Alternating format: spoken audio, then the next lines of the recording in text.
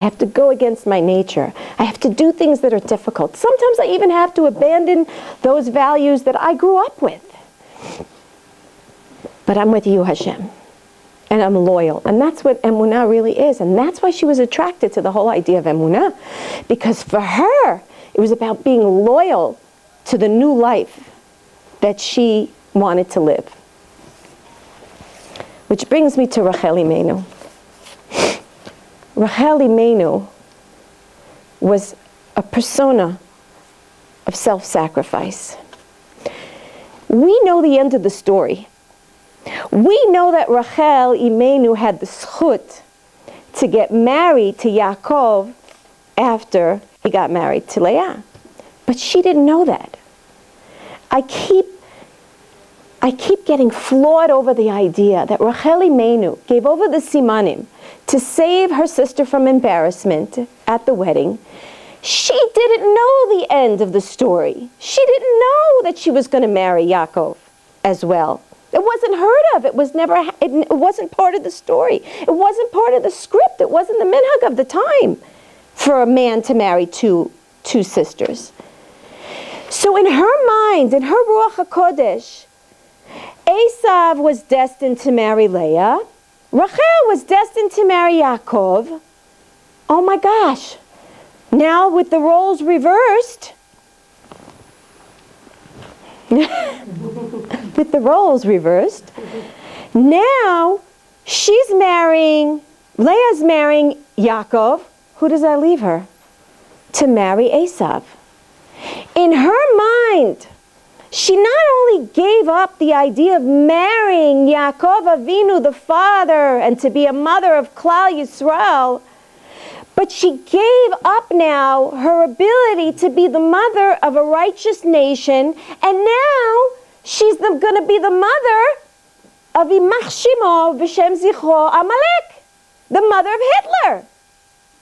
So she not only gave up the good, but she signed her destiny into bad. Want to talk about self-sacrifice?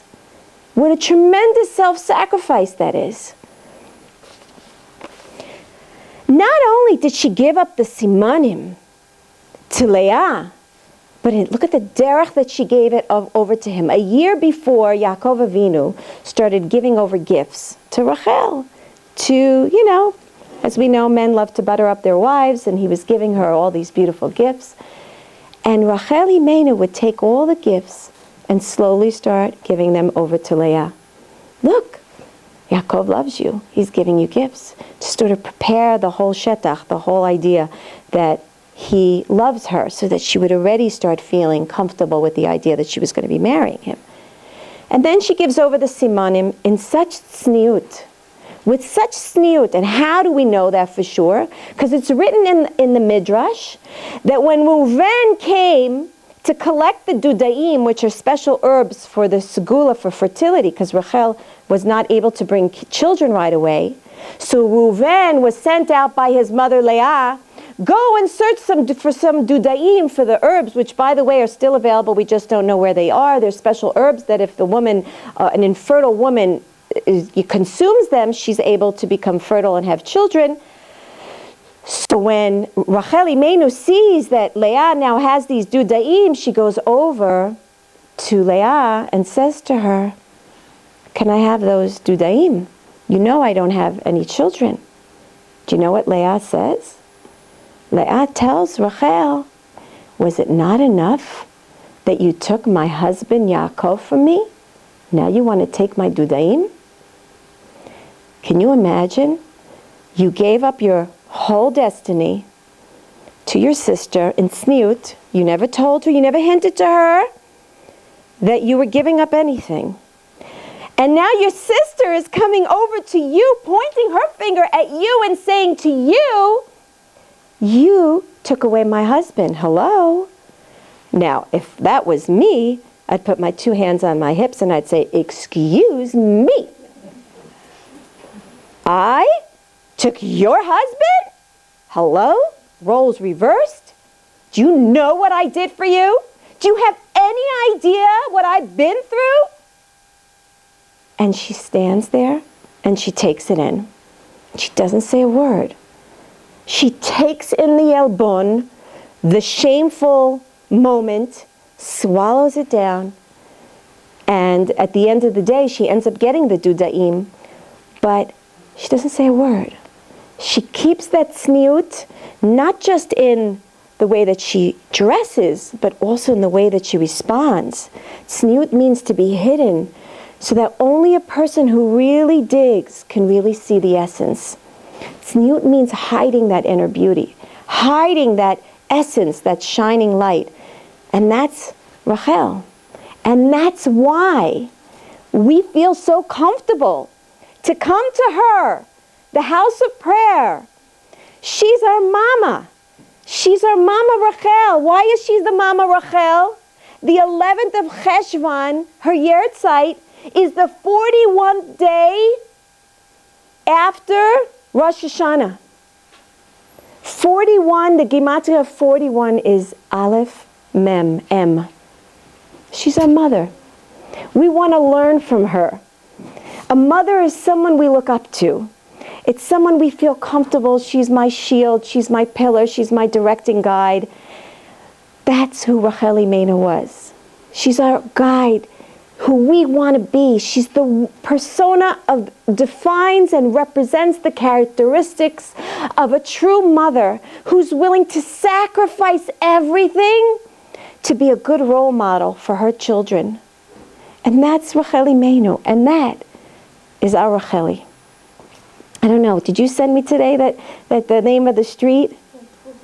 The name of the street that she passed away on is called Derech Avraham, that the road which she passed away. She had the essence of a real Ima. Fact is, the last time I had met with her personally, we sat down on a bench in front of my house. We sat for 3.5 hours.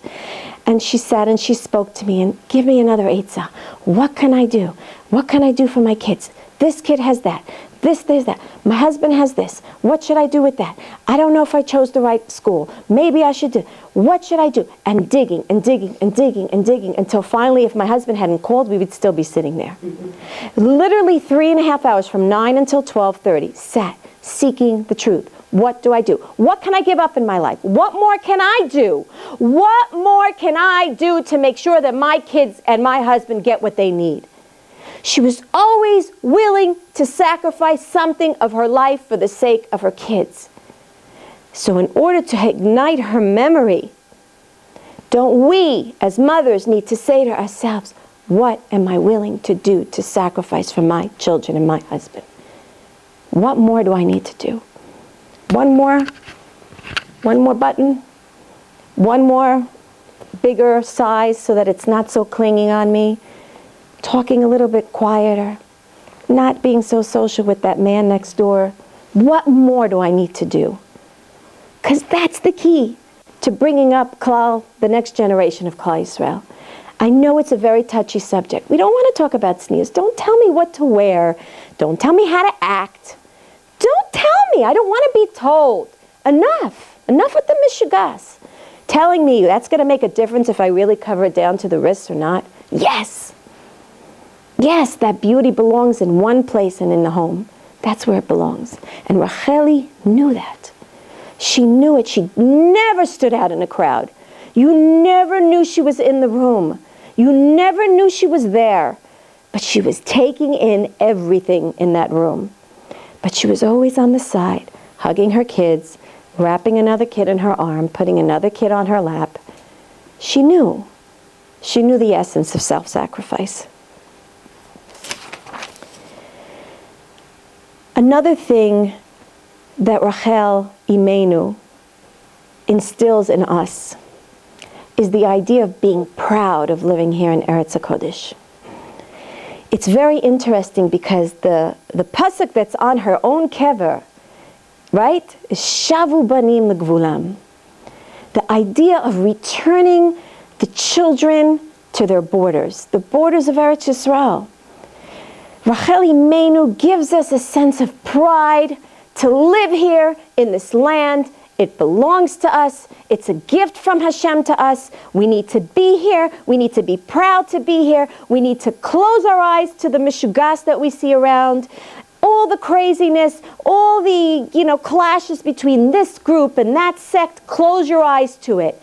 Appreciate the land of Israel. Appreciate living here. You were hand-chosen to live here. Walk on that street, look down on the floor and see the sparkling of the ground because you're stepping on diamonds every step that you take. And Rachel knew that. She was so happy to live here. On one hand, she was being pulled. I'm scared. The Arabs, I remember she kept saying that she was so scared of the whole situation, exactly what Rivka said. She was very, very scared for herself, for her children. But she never dreamed, she never even thought about the idea of going back to where she was. She knew she had acquired her inheritance by living here in Eretz Yisrael. And she was so happy. She mentioned to me 1,000,000 times, literally, how happy she was to be here. So another thing we could take upon ourselves is to feel proud to have been chosen to return to the land of Israel. V'shavu banim l'gvulam. We're here. We're here. We're going to greet the Mashiach Be'ezrat Hashem Barachamim B'Karov. We're here to greet him from here. And so Racheli Imeinu says, I'm waiting. I'm crying. Racheli Imeinu bochal banea. She's crying on her children. Why? Ki enenu. Singular. She's crying on her children. All of her kids, she wants them all to come back. Every single one of them. But she still notices enenu, her one child who's not here.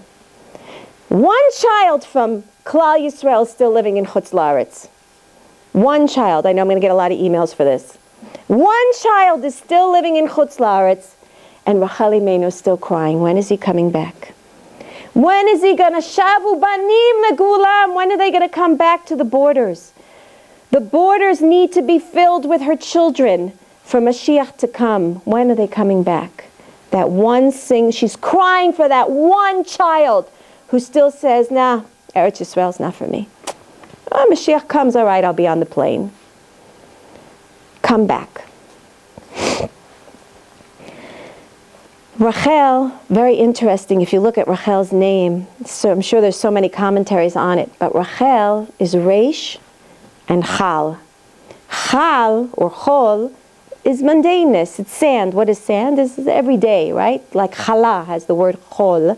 And hay means taking the Chol and lifting it up with the hay, right? That's when we make Chala. We take the mundaneness, a regular bread, and by doing the Hafrasha, we lift it up. If you want to hear more, come on Thursday to the Hafrashat Chala Amonit. Yes, we lift it up, right? The flour is like the dust. We take the dust and we lift it up to Hashem. So Chal is the idea of mundaneness, regularity, normalcy, everydayness.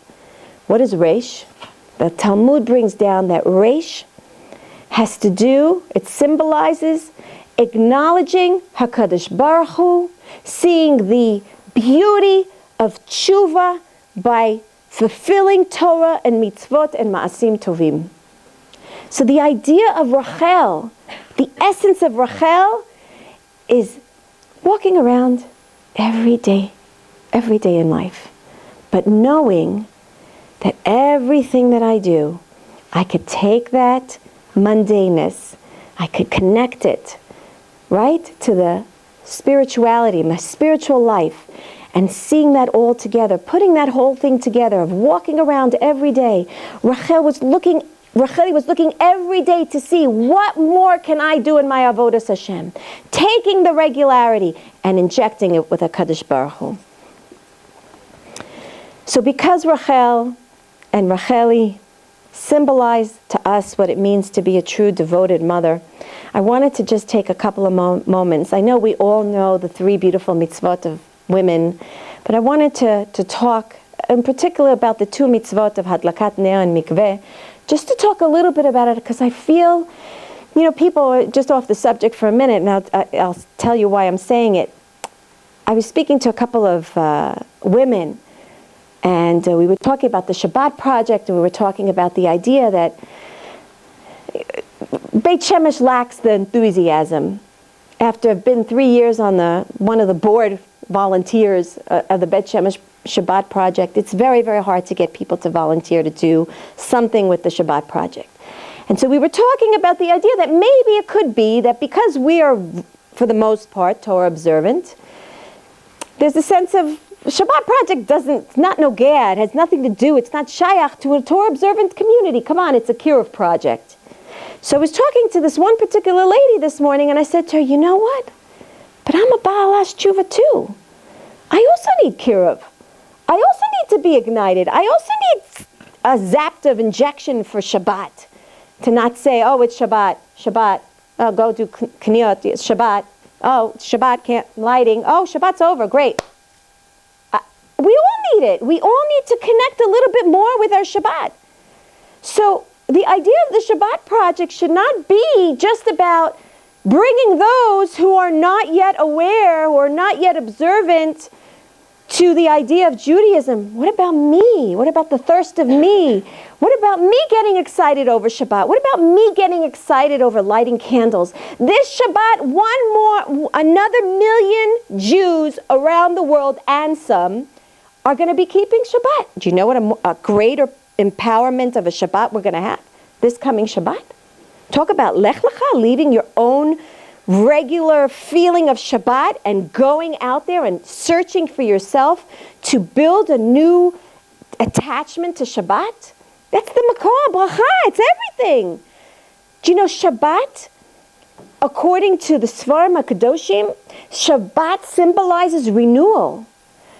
The whole week, we started out with Tohu, then we went into 6 days of repair, and then we have Shabbat. Shabbat is a day of renewal. Shabbat is the day where I get all my koach after the toe of my life, and I'm trying so hard to walk around 6 days of the week to find some sort of seder in my life. And then Shabbat comes and I'm like, whew.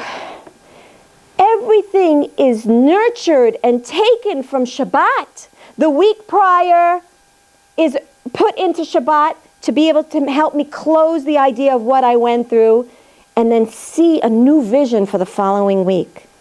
It's the Rahmanas, the compassion, the Rachamei Shemayim Hashem had for us. He says, if you continue on, the world can't exist after 6 days of you continuing to move on. The world falls apart. It needs to rest. It needs that belief, the Emuna in renewal. We have to believe that what I went through the past 6 days will come to an end. There's hope for a renewal in my life. Just because this last week I had all these tzuras, Shabbat injects me with the sense of, it doesn't have to be like that, Motzei Shabbat.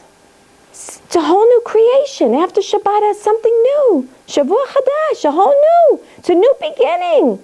Mechadesh b'tuvo, tamid maaseh bereshit, every day.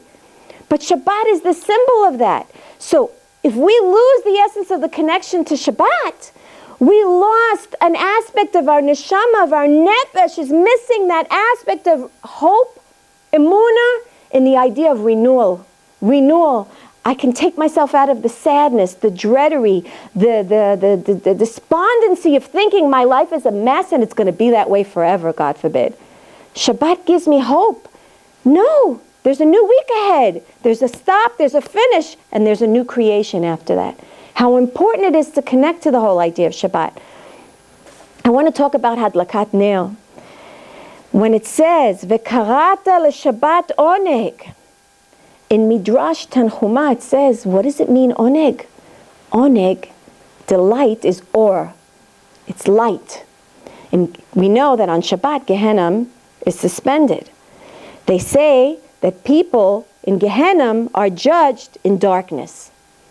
So on Shabbat, we light the candles to inject light as a symbol that there's no Gehenna. Forget. Let go of the guilt. Let go of all the things you think you're going to be punished for. Let it go. Bring light into your life. There's hope. What did we say? Renewal. There's something new. There's something different awaiting for you. Don't think that your Sunday is going to be like your Friday. It's not. It's a whole new. What is Or? Or, Aleph, Vav, Resh. Or, Aleph, Elokut. Vav is the letter of Chibur. It's a straight line. It's Mechaber. It connects Shemayim and Aretz. And Resh is Rekanut. Emptiness. When we bring Or, when we light candles in our home, we're taking Elokut, we're taking HaKadosh Baruch Hu, and we're connecting Him into what? The emptiness of our lives, the emptiness of our homes, the void that we might have felt in our lives. We're bringing it into ourselves. Such a powerful moment. Such an amazing moment to light candles. Sheker hachen vehevel hayofi isha. Isha yirat Hashem hi titalal. Hachen stands for Hey, Hadlakat Ner, Chet, Chala, Nun, Nida. When a woman is mishaker, is not truthful with her 3 mitzvot of Hadlakat Ner, Nida, and Chala, Hevel Hayofi. Her beauty is worthless. The only real beauty of a woman, Isha, Yirat Hashem, when she does all of the 3 mitzvot b'yirah, with simcha, knowing and acknowledging that HaKadosh Baruch Hu is there, looking, seeing, peeking through the latest, peeking through the cracks. How is she lighting candles? How is she doing that mitzvah? Does she really know I'm here? Does she really think that I'm here? Does she really think that I care about her? Depending on how we approach those 3 mitzvot, Be'ezrat Hashem, that's the dargah. That is the level of the Isha, Yirat Hashem, Hi Titalal. That's the one who's praised in Shemayim, without a doubt. Racheli was that example for that. Just to go into mikveh, I don't know how long it's been since I've spoken. I'm just getting down to the end. And then I would like after that, if anyone wants to say anything special, this is a night to remember her. I would love to learn from maybe someone's personal story of what they experienced and how they saw Racheli, to sort of bring it all really into our neshamas to take it home. The idea of mikveh comes from the word kav. I've mentioned before that the word tikva, the word hope, has in it the root word kav, which is a line. What does it mean I have hope? What does it mean I have emuna? What does it mean I have tikva? Yes, tikva. What does it mean? I have tikva. What does it mean, kavel Hashem? I have to hope in Hashem. What does that mean? On what? Based on what? So the commentaries bring down that the word kav is really what gives us tikva. The kav is that line. In the teachings of the Nefesh Ha'adam, the idea that's taught to us is that every single one of us has a spiritual umbilical cord that we're connected to HaKadosh Baruch Hu. Sort of like this, they call it a sharvul, like a sleeve. And think of it as, like you see the blood going through the veins, right? In, out, in, out. All the time Hashem is giving us this godly energy, constricting, expanding, constricting. That's what this sleeve, sort of this pipeline is doing. We're always connected to Hashem. All the time getting new life from Him. That's the Mechadesh B'Tu'o, Tamid Maaseh Bereshit. All the time we're getting pumped with this life and divine light from HaKadosh Baruch Hu. And so, that's the kav. That's the line. When I see myself connected to HaKadosh Baruch Hu, and I know that every moment He's giving me a chance of renewal, a chance of a new life, I have hope. That's what gives me hope. I understand that the moment before can be totally different from the moment that's soon going to happen. Every moment, something new can be created. And that's tikva. That's what hope is. It means that I believe that Hashem could change anything, anytime, anywhere. No conditions attached. HaKadosh Baruch Hu is the doer of it all. He could do anything He wants without having to consult anybody. He has His own cheshbonot, and He could do anything that He wants. And that's the idea of tikva. So mikveh is exactly that. Mikveh has the word kav in it. It gives us an idea of renewal, a sense of hope, a sense of connectedness, once again to Kadosh Baruch Hu. Because we go from what's called tehara from tumah to tehara. Tehara we understand what it means. A sense of cleanliness, of renewal, of being stripped from all of the layers that stop us and inhibit us from absorbing Hashem's life. That's taken away. That's tahara. What is tum'ah? Tum'ah comes from the word atimut, to be sealed. When a woman is in a state of tum'ah, it means that she's sealed off from being able to receive that godly light. Unfortunately, many of us were fed the wrong ideas of not being clean, and but that's not it. It's the idea of being sealed off. And when a person goes to the mikveh, when a woman goes to the mikveh, and also a man to some degree, he gets all those barriers get blown away. The seal is removed, and we are once again able to be in a state to be able to absorb that holy light from a Kadosh Baruch Hu.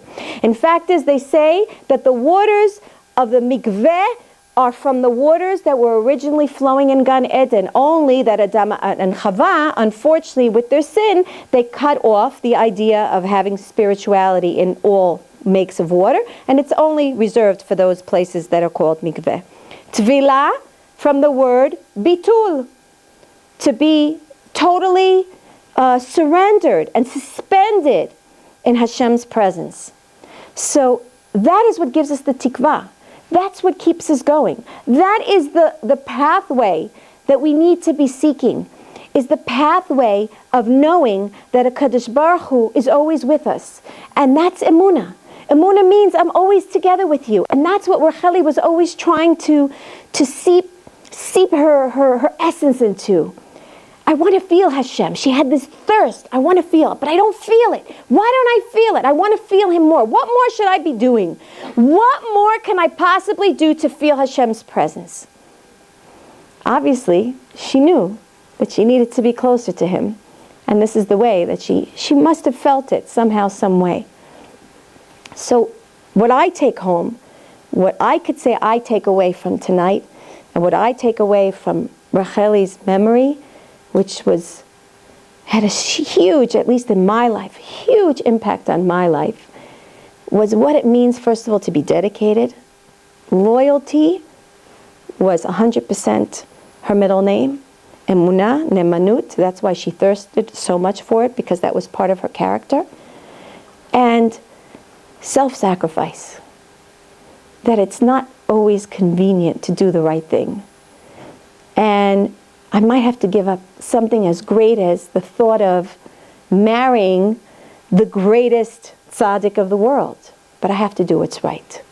I have nemanut. I'm loyal to Hashem. If this is what Hashem put in front of me, that's what I need to do. And it's not so convenient, and it may appear that I'm making the worst mistake of my life, but something in me tells me I'm doing something right. It's all the way. It's all the way. It's to stick with that all the way. So it's that self-sacrifice that goes together with the loyalty of knowing that I'm serving a greater purpose, something beyond myself. So I leave off with that, and Be'ezrat Hashem, in celebrating the Yahrzeit of Racheli Imeinu, let's bring down the essence of the Racheli in our community, the Racheli that lived amongst us. In every generation, we all have our imaot and avot that are living amongst us. The sparks of their neshama live amongst, us to a certain degree. In other people, we see it shining more than in others. Here, we know for sure that that's her essence. Mama, Rachel, the epitome of a mother. So I open it up to anybody who would like to say anything about Racheli, to share something special that she might have shared, with them.